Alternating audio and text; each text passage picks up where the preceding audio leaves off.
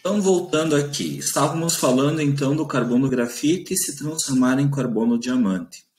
E da dificuldade da gente em conseguir executar essa reação química devido às condições necessárias para se produzir essa reação química, né? Então, a entalpia do carbono diamante, ou seja, desta reação, ela só foi descoberta muito tempo depois, né? Ela foi descoberta muito antes da gente conseguir fazer carbono diamante no laboratório. Então, antes de conseguir fazer o carbono diamante, a gente já tinha conhecimento da entalpia teórica, né? Então, nós temos nós temos duas reações químicas aqui que nós podemos utilizar para chegar no cálculo do carbono e diamante. Eu tenho essa reação química aqui, em que o carbono grafite reage com o gás oxigênio, produzindo gás carbônico. É uma reação exotérmica, em que há liberação de 94 quilocalorias por mol. E eu sei que o carbono diamante, ao reagir com gás oxigênio, produz gás carbônico, liberando uma energia, de menos 94,5. O que eu quero descobrir? A entalpia desta reação química aqui, quando o carbono grafite se transforma em carbono diamante. Bem, o que a lei de Hess nos diz? A lei dos Hess nos diz que nós podemos somar essas duas equações. Eu posso multiplicar, por exemplo, posso multiplicar toda essa equação por 2. Se eu multiplicar, vai tudo dobrar. Aqui eu vou ter 2, aqui eu vou ter 2, aqui eu vou ter 2, e vou ter que fazer isso aqui por 2. Eu também posso inverter essa equação. Como? Passar esse gás carbônico para o lado de cá e passar isso para o lado de cá. O que acontece numa equação matemática quando a gente passa um número daqui para cá? Inverte o sinal, né? Numa equação química, vai inverter o sinal da entalpia. Porque essa equação aqui, nesse sentido aqui, ela é exotérmica. Mas, se eu inverter essa equação química, o lado contrário dela é endotérmico. Então, esse sentido direto, há uma liberação de energia. Mas o contrário significa que o gás carbônico, para mim poder quebrar essa molécula aqui, né, quebrar ela e produzir gás, oxigênio e carbono grafite, eu vou precisar absorver energia. Então, eu tenho que observar aqui o que o exercício, a equação química que eu quero obter está me mostrando. Ela está me mostrando que o carbono grafite tem que estar aqui do lado dos reagentes e o carbono diamante tem que estar do lado dos produtos. Se eu for olhar essa primeira equação, eu vou ver que o carbono grafite está do lado dos reagentes. Se eu olhar essa segunda equação, eu vou ver que eu tenho que inverter ela. Por quê? Porque na minha equação aqui que o exercício está me pedindo, que é essa aqui, o carbono diamante está aqui do lado dos meus produtos. Então vejam, eu vou ter que inverter essa equação química, né? Ao inverter essa equação química, eu vou inverter o sinal da variação da entalpia, tá? Então, vamos reescrever isso aqui, Carbono grafite mais gás oxigênio produz gás carbônico e a variação da entalpia é menos 94 quilocalorias por mol. Tá? A segunda equação eu vou inverter. Vou passar o gás carbônico para cá, para o lado dos meus reagentes. E vou passar tudo que está aqui para lá. Carbono diamante mais gás oxigênio. Como eu inverti essa equação para conseguir colocar o carbono diamante do lado de cá, para ficar igual o que o exercício está me pedindo, né? O que o exercício está me pedindo? Está me pedindo essa equação química aqui, eu tenho que chegar nessa aqui, Eu vou ter que mexer lá em cima em tudo que eu puder matematicamente para deixar isso que está aqui desse jeito, Então, eu inverti, isso aqui vai ficar positivo, mais 94,5 quilocalorias por mol. Né? Perfeito. Agora nós vamos ver o seguinte. Isso aqui são equações e a lei de Hess nos diz que nós podemos somar algebricamente, então nós também podemos subtrair algebricamente. Vocês vão ver que eu tenho 1 mol, né? 1 mol de gás oxigênio do lado dos reagentes, né? E eu tenho 1 mol de gás oxigênio do lado dos produtos, né? Então, vocês vão ver que como eles estão em lados opostos, ó, eu posso cortar. A mesma coisa com o gás carbônico, ó, cortei. Como quando eu faço uma operação matemática, certo? O que sobrou do lado anterior da flechinha, do lado dos meus reagentes? Sobrou só o carbono grafite.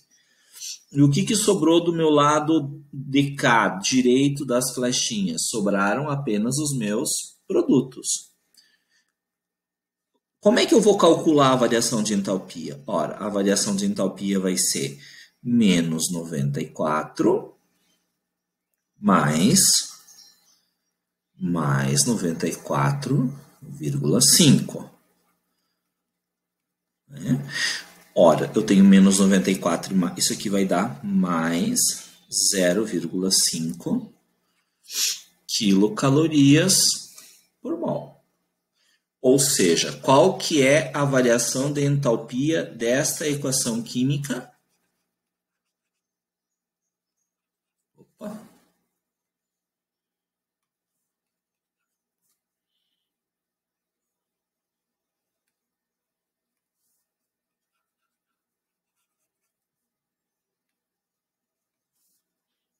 Zero vírgula 5. Tentei apagar ali e não consegui. 0,5 quilocalorias por mol. Então, eu acabei de usar a lei de Hess, tá? Para descobrir aqui o valor da quilocaloria.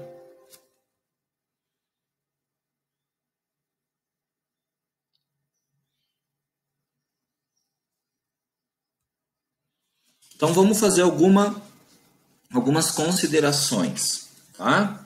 Algumas considerações sobre, então, esse primeiro exercício aqui que eu fiz com vocês, tá? A gente sempre deve deixar nos reagentes quem é o reagente, e na equação desejada o mesmo vale para os produtos, né? Ou seja, eu pego a minha equação referência, que é essa aqui, e eu tenho que deixar as demais de acordo com a minha referência, tá? Para fazer a soma algébrica das substâncias, é necessário que as substâncias sejam as mesmas, ou seja, estejam no mesmo estado de agregação ou no mesmo estado alotrópico. Vocês viram que eu cortei oxigênio com oxigênio, né? E cortei gás carbônico com gás carbônico, porque eram substâncias iguais.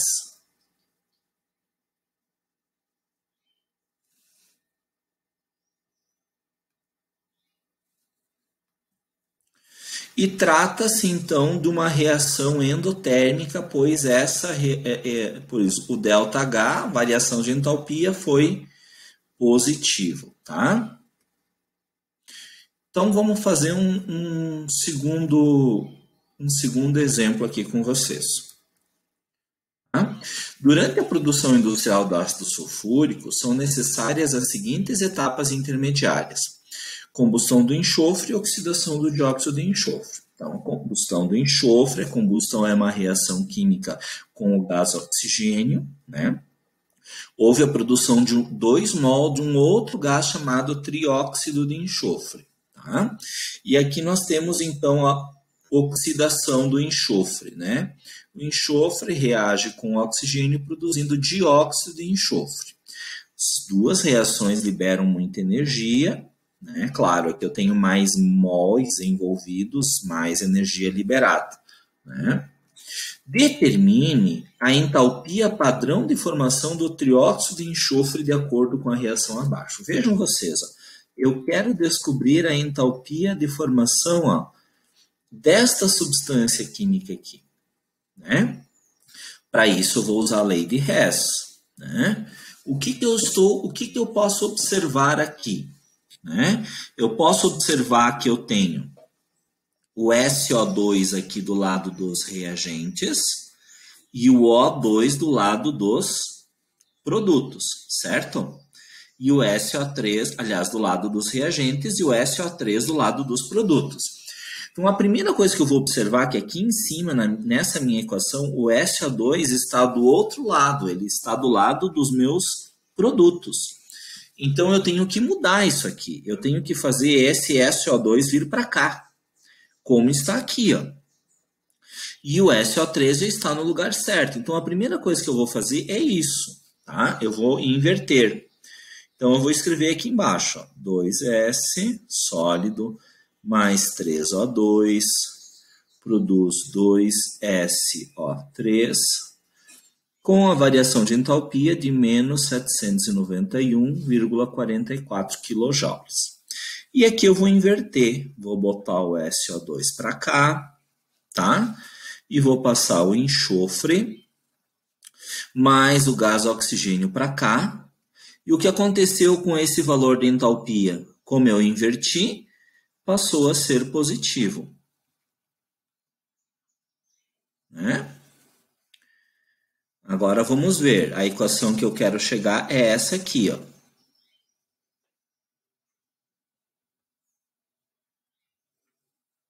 Não estou botando o estado físico aqui, tá? Mas o correto é a gente colocar.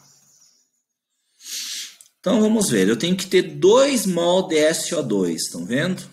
Quantos mol eu tenho aqui? 1. Aqui eu tenho que ter 2 mol de SO3.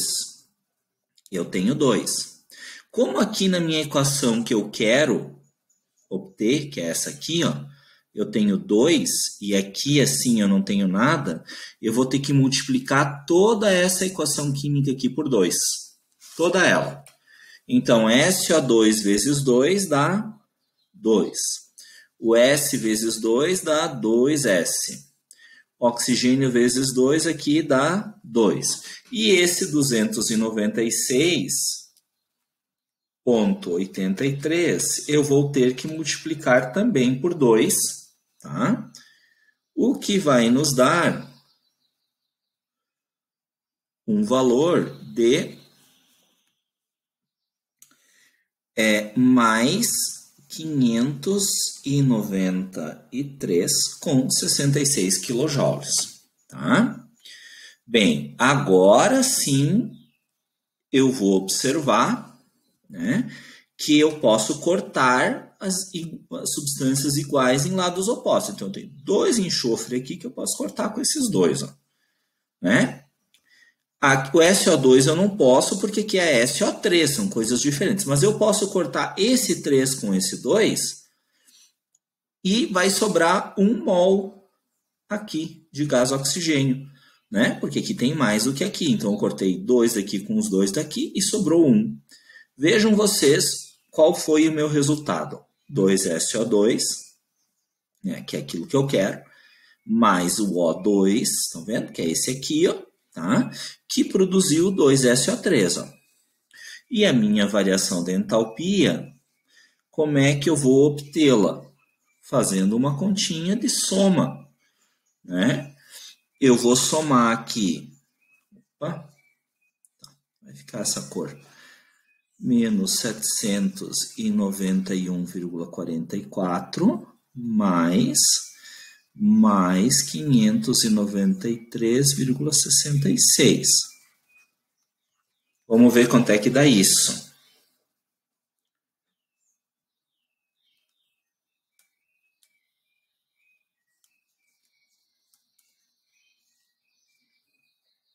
Variação de entalpia igual a menos 197,78 quilojoules, que é o segundo exemplo da lei de Hess, né, que a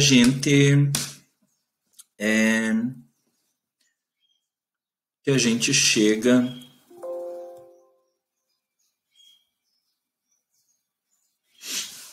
aqui. Uma reação exotérmica, né? Vamos fazer mais um exemplo aqui. Terceiro exemplo, então. Considere as seguintes equações termoquímicas. Temos essas três. Qual a entalpia de formação do pentóxido de nitrogênio? Pentóxido de nitrogênio é essa substância aqui, ó. Pentóxido de nitrogênio, tá? Bem, para mim saber a entalpia de formação, eu preciso saber como que esse pentóxido de nitrogênio é formado, né? A gente sabe que a substância é formada porque ele não está dando a equação química, ele só está pedindo a entalpia de formação. Mas a gente sabe que a substância é formada pelos elementos nitrogênio e oxigênio. O nitrogênio é um gás e o oxigênio também é um gás. N2 e O2. Então, aqui eu tenho 2 nitrogênio, eu tenho 2. Aqui, como eu tenho 5, eu vou ter que botar 5 meio aqui, que